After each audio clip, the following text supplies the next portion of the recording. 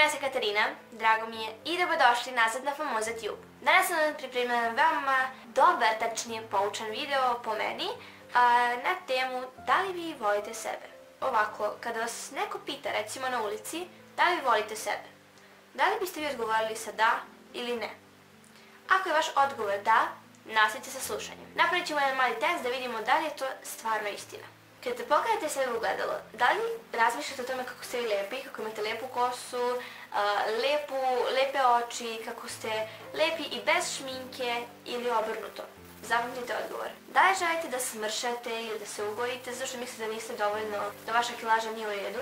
Da li idete u solarijume ili koristite neke kreme za samopotamnjivanje zato što ne volite svoj ten? Tačnije da biste svoj ten promijenili. E sad, ti koja ovo gledaš, lepa si, ne možeš da smršaš, ne možeš da se ugojiš. Lepa si i tvoje telo je u redu. Tvoj ten je u redu, nemoj ga mijenjati zbog drugih. Ne glumi drugu osobu, zato što će te neko zavoliti tako kakva si. Ti si ti. Nemoj nikada da se menjaš.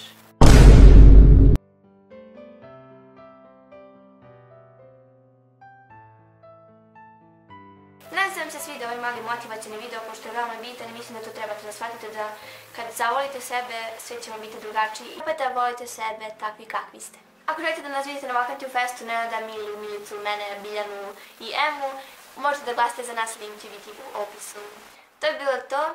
Ja sam Katarina Bugarin, a vi ste gledali Famoza Tube. Like, comment, share i subscribe-ujte se obavezno na Famozin kanal i kliknite na zvonce da bi vam stigla obaveštenja. To je bilo to, mi se vidimo sljedeće subote. Ćao!